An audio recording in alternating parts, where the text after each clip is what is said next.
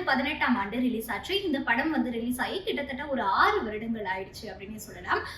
இந்த படம் வந்து இப்போ ஒரு பெரிய பிரம்மாண்ட ஒரு சாதனையை படைச்சிருக்கு அப்படின்னு தான் சொல்லணும். என்னன்னு சொல்லி பார்த்தீங்கன்னா, லண்டன்ல இயங்கிட்டு வர்ற ஃபிலிம் இன்ஸ்டிடியூட். இந்த இன்ஸ்டிடியூட் வந்து 90 ஆண்டுகளா வந்து இயங்கிட்டு வருது. இந்த இன்ஸ்டிடியூட்டோட ஒரு நிறுவனமான ஒரு நாளிதழ், அந்த நாளிதழ் பேர் வந்து சைட் அண்ட் சவுண்ட் அப்படின்னு சொல்லுவாங்க. இந்த நாளிதழ்ல இந்த நூற்றாண்டுக்கான தலை சிறந்த 25 திரைப்படங்கள், அதாவது உலக அளவுல பார்த்து 25 திரைப்படங்களுடைய பட்டியலை வந்து ரிலீஸ் பண்ணியிருக்காங்க. அந்த பட்டியல்ல நம்மளுடைய தமிழ்நாட்டு படமான காலா படமும் இடம்பெற்றிருக்கு. இது தமிழ்நாட்டு மக்களுக்கு ஒரு மிகப்பெரிய பெருமை சேர்க்கக்கூடிய ஒரு விஷயமா பார்க்கப்படுது. இந்த காலா படம் அப்படின்றது வந்து 2018ல வந்து ரிலீஸ் ஆகுது. டைரக்டர் ப. ரஞ்சித் வந்து இந்த படத்தை வந்து இயக்கியிருப்பாரு.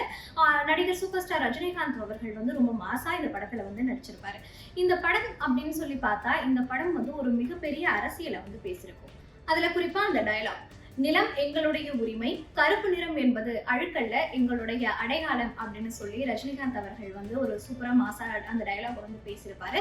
இந்த 2 வரிகள்லயே அந்த படம் எந்த அரசியலை பத்தி பேசுது அப்படின்றத முழுமையா வெளிச்சமா காட்டுறதா நிறைய விமர்சனங்கள் அப்ப வந்து எழுந்துச்சு. இந்த டயலாக்கும் சரி, இந்த படத்துல பேசின அரசியலுக்கும் சரி நிறைய பாராட்டுகளும் குவிஞ்சது. அட் த சேம் டைம் நிறைய எதிரான விமர்சனங்களும் முன்வைக்கப்பட்டுச்சு.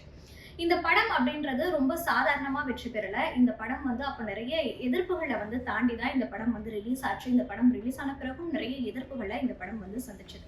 இப்ப இதுல என்ன அப்படின்னு சொல்லி பாத்தீங்கன்னா, இவ்வளவு தடைகளை தாண்டின பிறகும் 6 ஆண்டுகள் ஆன பிறகும் ஒரு அங்கீகாரம் பெற்ற ஒரு நாளிதழ்ல 25 உலக அளவுல 25 சிறப்பு திரைப்படங்கள்ல காலாவும் இடம்பெற்றிருக்கு அப்படின்னு பாத்தீங்கன்னா, இது ரொம்பவே ஒரு சிறப்பான விஷயமா தான் பார்க்கப்படுது.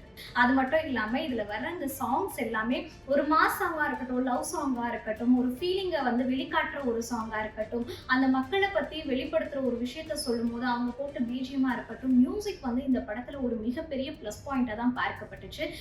காலா படம் அப்படின்னு சொல்லும் போது டக்குன்னு சில டயலாக்ஸ் வந்து நினைவுக்கு வர்றதை தவிர்த்து பார்த்தோம்னா, இந்த மாதிரி பாடல்கள் வந்து இன்றைய அளவும் எனக்கு வந்து இந்த வந்து ஃபேவரட்டான சாங், என்னோட பிளேலிஸ்ட்ல இதுதான் ஃபர்ஸ்ட் இருக்கும் அப்படின்னு சொல்லிட்டு நிறைய பேர் வாக்ஸ் பாப் எடுக்கும்போது இந்தந்த பாடல்களை சொல்றதை நம்மளால கேட்க முடியும். ஸோ காலா படம் வந்து மிகப்பெரிய வெற்றி பெற்றதுக்கு இது எல்லாமும் ஒரு காரணமா பார்க்கப்படுது.